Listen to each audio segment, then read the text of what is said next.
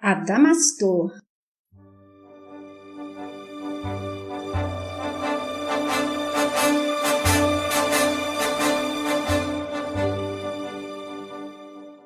Ícaro redimido.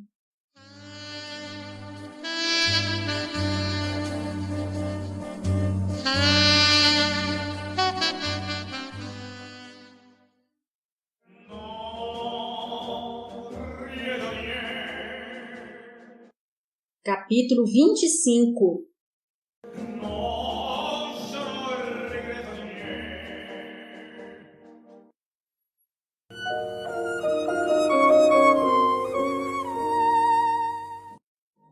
Lições para a eternidade.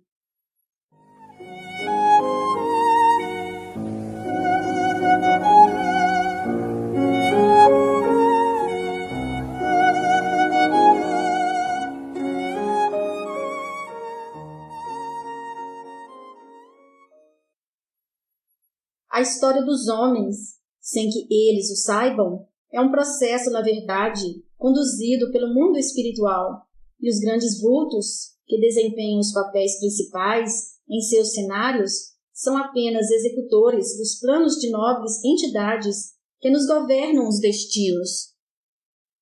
Os saltos evolutivos são sempre movimentos previstos e desempenhados por missionários devidamente preparados para este fim. Entretanto, os protagonistas da história nem sempre são espíritos superiores, oriundos de esferas elevadas, porém personagens do próprio roteiro planetário, chamados a contribuir muitas vezes, sem se darem conta do fato, por se acharem em situação adequada ao desempenho da tarefa. É que os orientadores dos destinos humanos, cientes das necessidades do progresso e carentes de elementos que executem arriscadas tarefas desbravadoras, utilizam-se comumente de espíritos submetidos a estas imposições, aproveitando-lhes os impulsos ocultos a fim de fazer valer seus objetivos.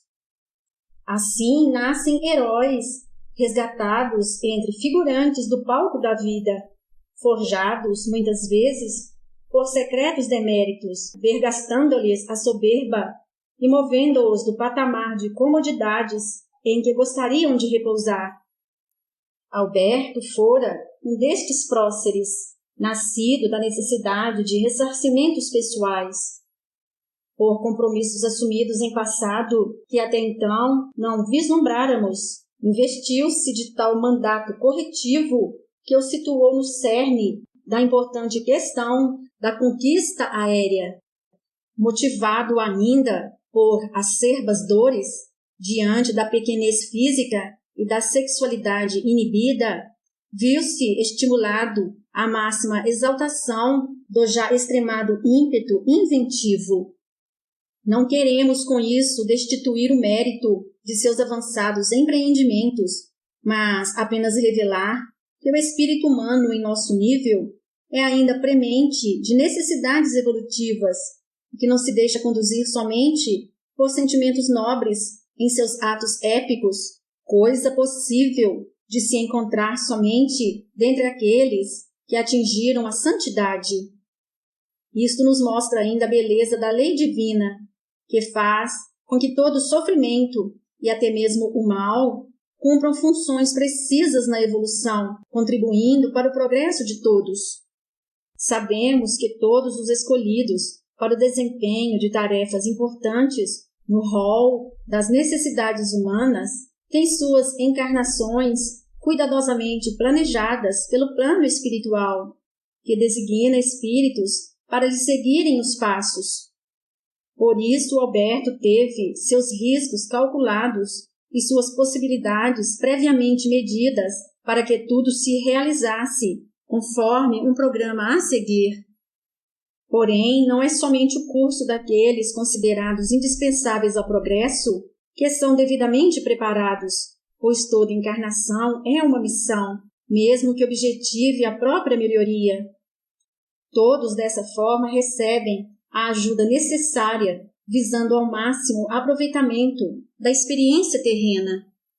É um erro conceber-se a vida, em qualquer nível que se desenvolva, como uma sucessão aleatória de fatos ao sabor do acaso, pois todos somos assistidos e acompanhados por auxiliares do bem comum que nos incentivam ao progresso, influindo decisivamente em todos os momentos de nossa história individual e coletiva.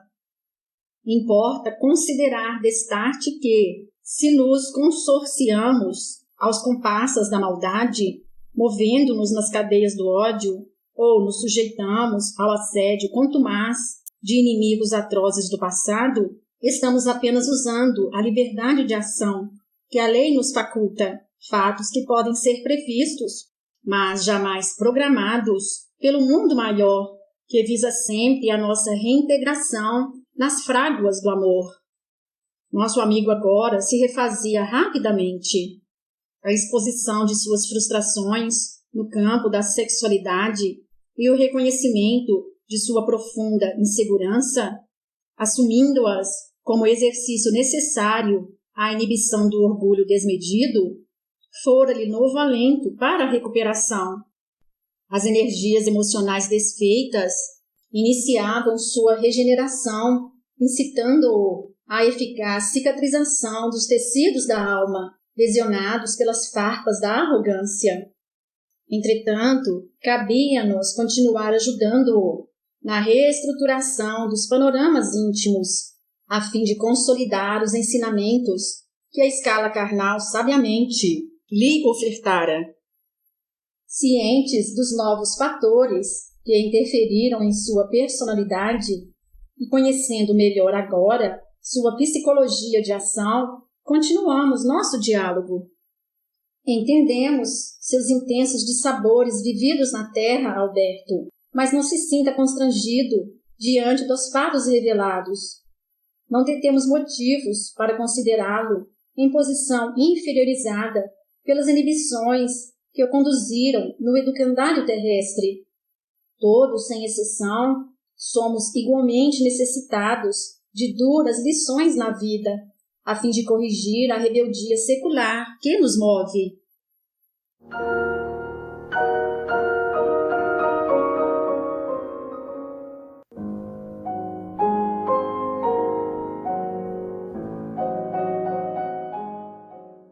Sinto que pesado fardo me foi alijado da alma, depois que lhes relatei minha dor.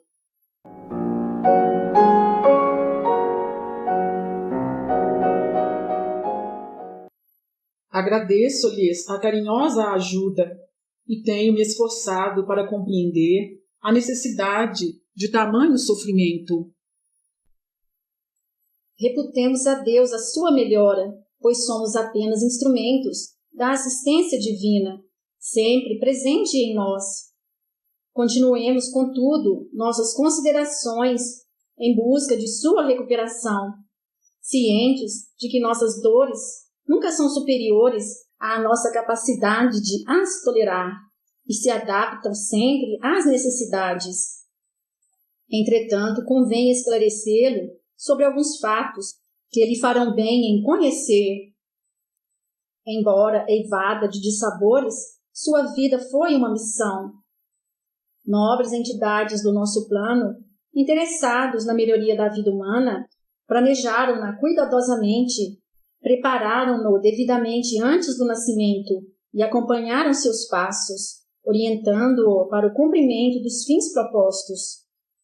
Por isso, ainda que sempre tenha se sentido um homem só, você não esteve em momento algum entregue a si mesmo e foi amparado em toda situação de dificuldade. Entretanto, não se admire disto, pois não há vida que não seja um apostolado do Espírito, guardando toda existência a sua importância diante dos propósitos do Criador, e se executa sempre dentro de objetivos nobres a serem atingidos.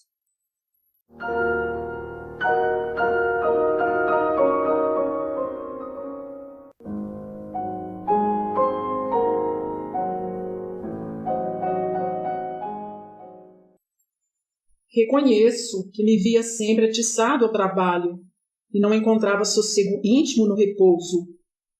Percebia mesmo que algo me impelia. Não fosse isso, teria desistido em diversas ocasiões, mas não me sentia cumprindo um mandato. Sua alma era compelida à tarefa, um impulso íntimo que não se silenciava, impedia-lhe a inação e a incúria não encontrava lugar em sua consciência. A verdade, amigo, é que a equipe espiritual que eu assistia estava sempre atenta, orientando-o devidamente nos caminhos da vida, pronta a atender às suas necessidades. Atiçavam-lhe a alma, ocupando-lhe a mente com profusão de ideias que não lhe davam sossego enquanto não as concretizasse. Situaram-no no rico ambiente de Paris, por aí encontrarem os meios adequados aos seus empreendimentos. Conheciam, no entanto, os riscos da devassidão a que você se expunha e trataram de afastá-lo da frívola sociedade de então. Daí seu fácil fastio perante a desregrada vida social parisiense, o lugar mais arriscado para um jovem endinheirado como você. Para isso ainda contaram com a inibição imposta à sua sexualidade e, portanto, o que lhe parecia um dano fora, na verdade, precioso auxílio. Diante do assombro de nosso amigo, continuei. Analisemos seus passos na vilegiatura terrena. Comecemos pelo malogro, na escola de Ouro Preto. Essa foi, de fato, a primeira e séria objeção ao cumprimento do programa traçado.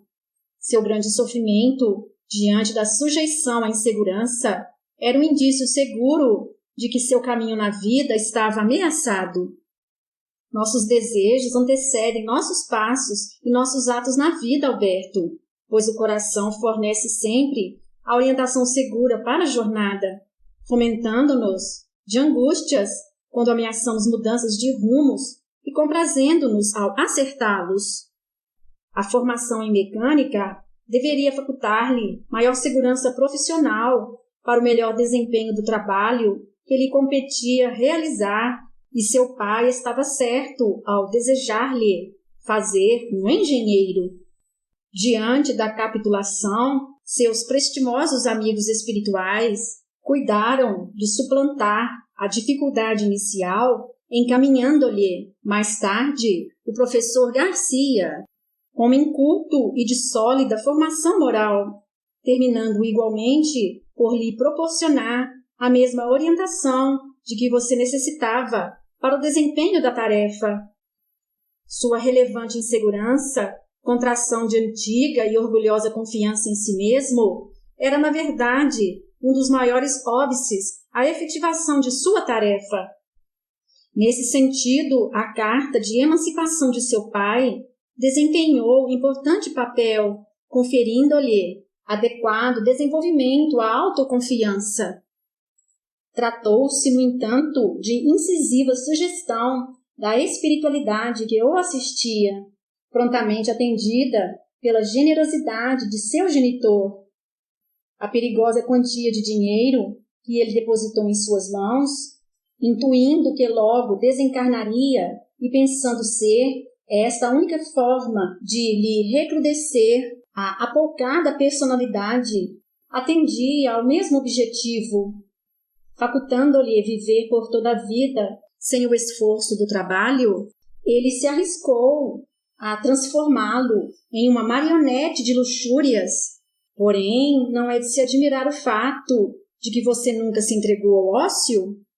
Não o surpreende ter sido esta a exata quantia de dinheiro de que você necessitou para a construção de suas dispendiosas máquinas aéreas?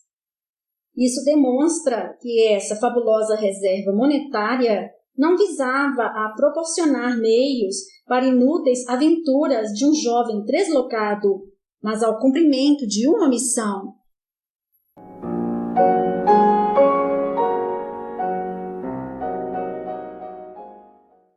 Devo confessar que ainda não compreendo bem estas alegações do amigo. mas não posso duvidar delas, pois aqui estou, diante da realidade surpreendente desta nova vida, e me admiro do conhecimento que vocês detêm de acontecimentos que pertencem unicamente à minha intimidade e jamais os revelei a alguém. Realmente, depois do fracasso de Ouro Preto, pensei que não me realizaria na vida, e conduzir locomotivas ou reparar máquinas de beneficiamento de café seriam as únicas atividades que daria conta de desempenhar. E, de fato, a carta de emancipação de meu pai impressionou-me sobremaneira, e reconheço que sem ela teria sucumbido à insegurança. Não posso negar. Saiba ainda que seus amigos invisíveis permaneceram ao seu lado durante toda a sua vida, cuidando de detalhes de que você nunca se deu conta e sem os quais sua empreitada não teria sido possível. Por exemplo, na meninice, quando você se refugiava na casa de beneficiamento de café por não se ver valorizado nas brincadeiras com outras crianças, estava, na verdade, sendo por eles adestrado, preparando-se para o futuro, desenvolvendo um precoce interesse pelas máquinas. Seu pai o incitava ao estudo da mecânica, obediente às sugestões que eles lhe ditavam à intuição. Foram eles que colocaram em suas mãos os preciosos livros de Júlio Verne, a fim de enriquecer sua criatividade no campo das ciências. E você não se encontrou com os baloeiros Lachambre e Marcheron por mero acaso. Acredite, pois também lhe foram conduzidos. Os mecânicos que lhe serviram mereceram cuidadoso adestramento no plano espiritual, pois, sem suas inigualáveis perícias, você estaria correndo sérios riscos em suas máquinas aéreas. Especialmente o exímio Anzani, o mais habilidoso deles, fora treinado no desenvolvimento de motores com a potência e a leveza que suas aeronaves requeriam. Antônio Prado era orientado para lhe dar suporte na administração financeira, escolhido pela irretorquível honestidade, pois, se lhe faltasse o indispensável sustento monetário, sua missão estaria seriamente ameaçada.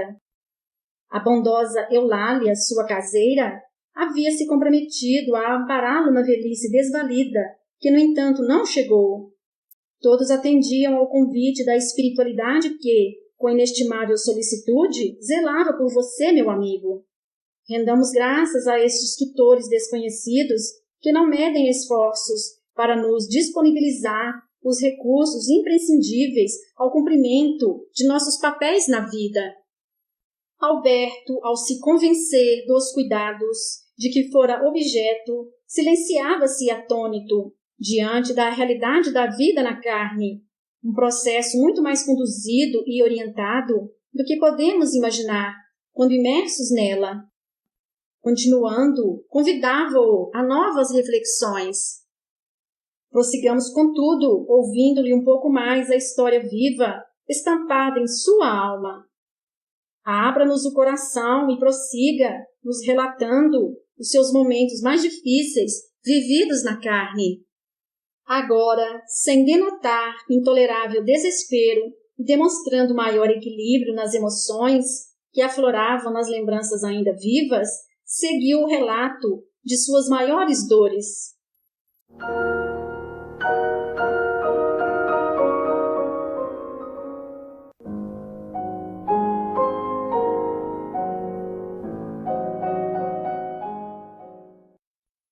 Minha primeira grande dificuldade aconteceu em Peroni. Depois dela, cheguei a pensar em abandonar a aeroestação. Você a mencionou em uma de suas regressões, porém não entrou em considerações pormenorizadas. Conte-nos o que lhe aconteceu.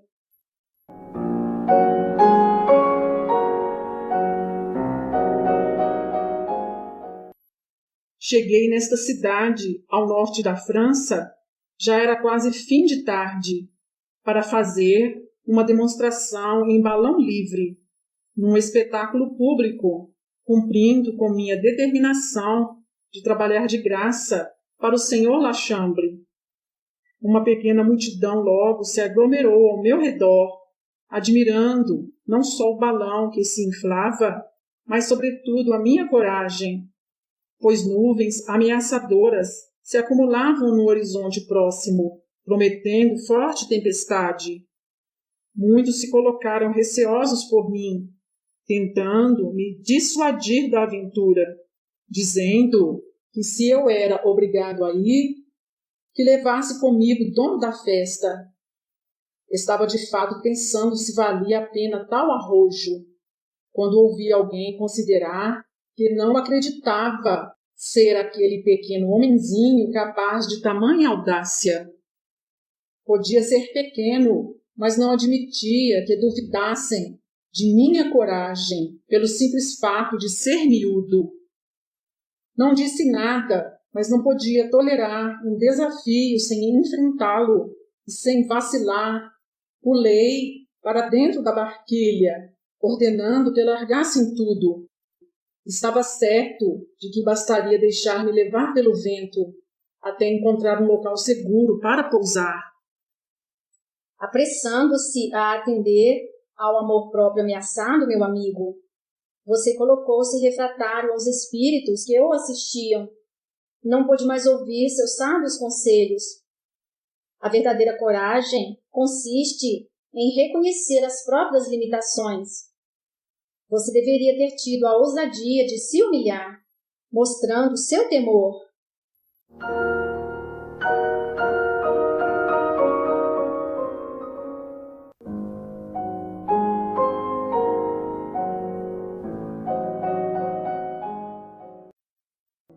Pensava que um verdadeiro aeronauta não podia revelar medo, e em breve estava no seio de terrível tormenta, açoitado por ventos fortíssimos, agitando-me de frenético pesadelo. Agarrado desesperadamente ao pequeno e frágil cesto de Vimy, nada podia fazer a não ser me entregar ao pavor.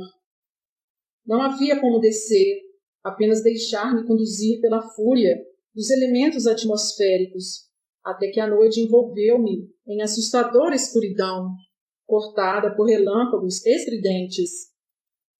Suspenso na imensidão negra, sem noção do tempo e do espaço, e mesmo da altitude, molhado e enrijecido pelo frio, esbaforido e tomado pelo terror, esperei pela morte, até que desfaleci, vergado pelo esgotamento das intensas descargas de pânico. No outro dia pousei entre assustadiços camponeses. Estava na Bélgica. Eis que você se acovardou diante do orgulho, optando por enfrentar a tormenta, exibindo uma bravura que não detinha. Preferiu desafiar a morte a expor-se à vergonha. A vida costuma devolver ao imprevidente do orgulho a humilhação do dano físico ou o malfadado trauma do extermínio do corpo, meu amigo. Mas o que importa agora é reconhecer o seu erro e assumi-lo com lealdade.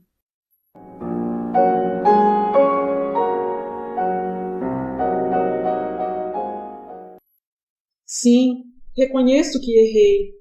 Não precisava ter enfrentado tamanho perigo. E se o fiz foi realmente em defesa do amor próprio. Me arrependi logo no primeiro minuto ao me ver tomado pela fúria do temporal, quando já era tarde. Machuron chegou a me julgar morto e minha tia, muito aborrecida, depois de passar a noite em vigília, esperando por mim, alegou que não tinha nervos para tolerar minhas loucas aventuras aéreas e não me quis mais sob sua custódia. Sem ambiente em casa, tive que apressar minha mudança. Depois disso, a morte passou a ser uma ameaça constante em sua vida.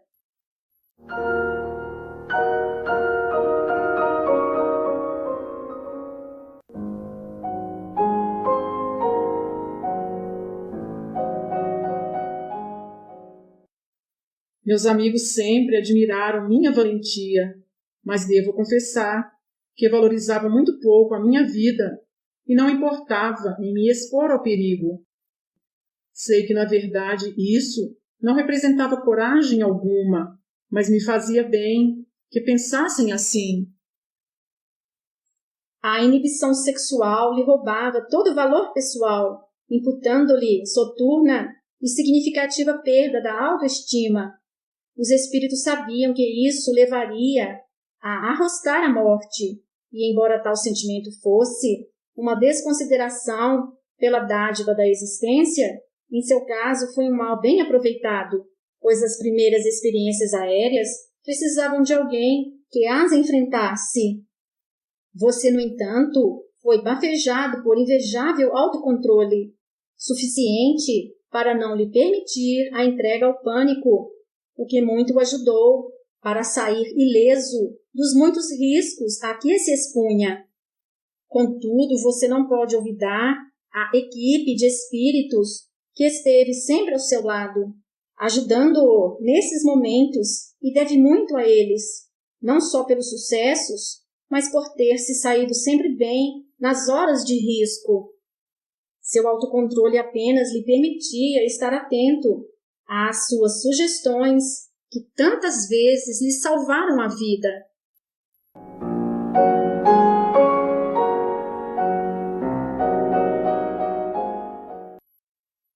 Devo agradecer, então, aos seres invisíveis que estiveram ao meu lado. Poderei encontrá-los ou são como os anjos, habitantes de um céu inacessível? A intuição nos diz que estivemos com um deles e possivelmente você não tardará a conhecê-lo. Na desastrosa experiência de Nice, quando você foi arremessado para fora de sua barquilha, guarde a certeza de que foram eles que o impediram de encontrar a morte, retalhado nos galhos das árvores, contra os quais a fúria dos ventos o atirou. Em Bagatelle, eles se apressaram a lhe sugerir o socorro com os meninos que brincavam.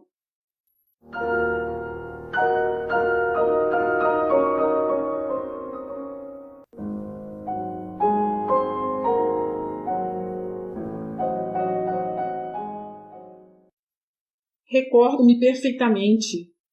Meu balão fusiforme dobrou-se em dois, por falha da bomba de ar que deveria sustentar o balonete de compensação. Comecei a perder altitude rapidamente e pressenti a morte, quando me ocorreu a ideia de pedir aos garotos que me puxassem, como a um papagaio, amortecendo minha queda.